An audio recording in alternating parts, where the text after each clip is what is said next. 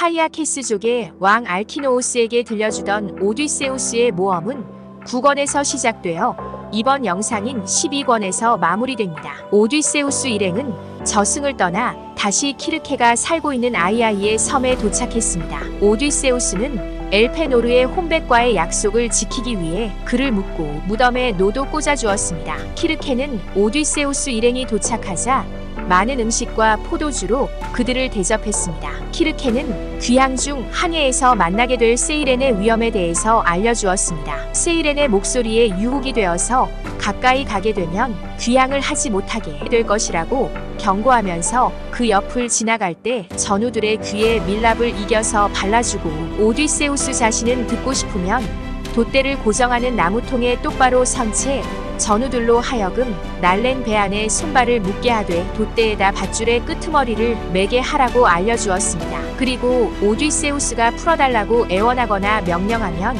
전우들이 더 많은 밧줄로 그를 묶게 하라고 당부했습니다. 키르케는 세이렌의 옆을 통과하고 나면 양쪽 길이 나오는데 어떤 길을 향할지는 오디세우스의 선택에 맡겼습니다. 한쪽은 프랑크타이 바위들이 있는 곳으로서 지금까지 그곳을 지난 배는 단 한 척이었는데 헤라의 도움을 받은 아르고호의 이아손이라고 합니다. 다른 한쪽에도 2개의 바위가 있고 그 중 하나는 뾰족한 봉우리가 구름에 쌓여 있고 그 바위의 중간에 서쪽 에레보스를 향해 어두침침한 동굴이 하나 있는데 그 동굴 안에 무시무시하게 지저대는 스큘라가 살고 있다고 말했습니다. 그리고 아직까지 그곳을 통과했다고 자랑하는 선원은 없었다고 합니다. 그중 다른 바위는 야트막한 편이며 첫 번째 바위 바로 옆에 있으며 화살도 쏘아보낼 수 있다고 합니다. 그곳에는 잎이 무성한 무화과나무가 한 그루 있는데 그 무화과나무 밑에서 고귀한 카립디스가 검은 물을 하루에 3번씩 내뱉고 빨아들이는데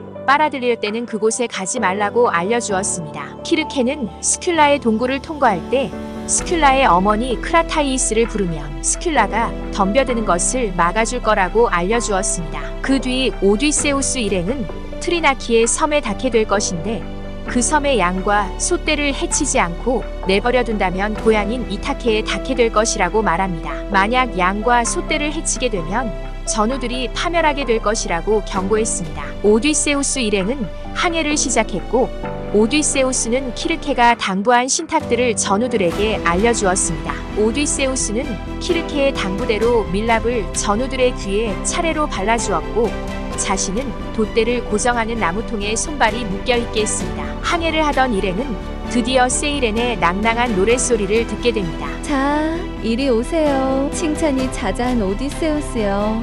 아카이오이족의 위대한 영광이여. 이곳에 배를 세우고 자매의 목소리를 듣도록 하세요. 우리 입에서 나오는 감미롭게 울리는 목소리를 듣기 전에 검은 배를 타고 이 옆을 지나간 사람은 아직 아무도 없어요. 그 사람은 즐긴 다음 더 유식해져서 돌아가지요. 우리는 넓은 트로야에서 아르고스인들과 트로야인들이 신들의 뜻에 따라 겪었던 모든 고통을 다 알고 있으며 풍년 대지 위에서 일어나는 일은 무엇이든지 다 알고 있으니까요. 오디세우스는 전우들에게 밧줄을 풀어달라고 소리쳤지만 전우들은 계획한 대로 그를 더욱 꽁꽁 묶었습니다. 더 이상 세이렌의 목소리가 들리지 않자 전우들은 밀랍을 귀에서 뗐고 오디세우스를 밧줄에서 풀어주었습니다. 세이렌 자매의 섬에서 벗어나자 곧 물보라와 큰 너울을 보았고 바다가 노호하는 큰 소리를 듣자 전우들이 즐겁을 하며 손에서 노를 노는 바람에 배는 그 자리에 서버리게 됩니다. 오디세우스는 전우들에게 용기를 주며 독려하여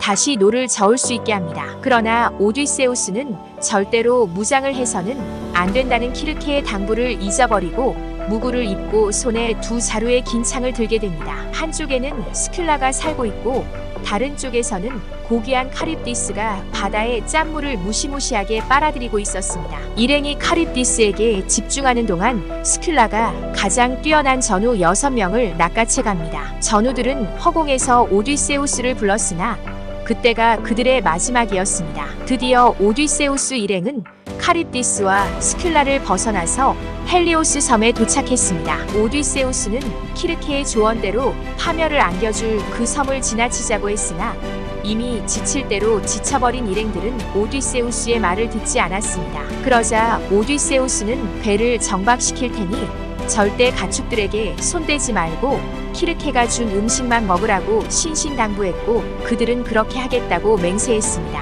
그러나 한 달 동안 원하는 방향의 바람이 불지 않아서 배에서 지내는 동안 그들이 동굴 안에 끌어다 놓은 배 안에 있던 양식과 포도주가 다 떨어져 버렸습니다.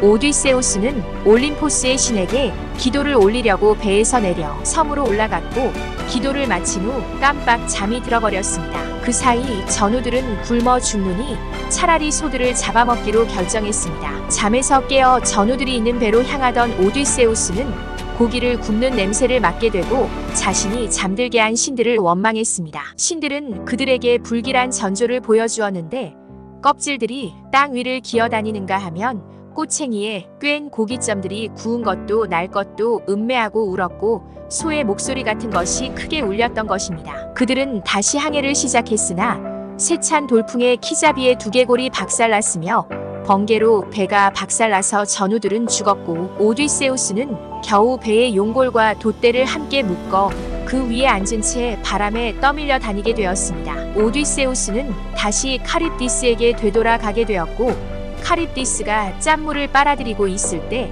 무화과 나무에 훌쩍 뛰어올라 박쥐처럼 매달려 있다가 카립디스가 다시 돛대와 용고울을 토해내어서야 물에 떨어져 용고울에 앉아 손으로 노를 저어 겨우 빠져나왔습니다. 다행히 제우스의 도움으로 스큘라의 위험에서는 벗어날 수 있었습니다. 오디세우스는 아흘에 동안 떠밀려갔고 열흘째 되던 날 밤에 인간의 음성을 가진 무서운 여신 칼립소의 오기기에 섬에 도착하게 되었습니다. 오디세우스는 칼립소에 대한 이야기는 이미 했기 때문에 다시 말하지 않아도 될 것이라고 하면서 자신의 모험 이야기를 마무리했습니다. 이상 오디세이아 12권을 요약한 내용이었습니다. 감사합니다.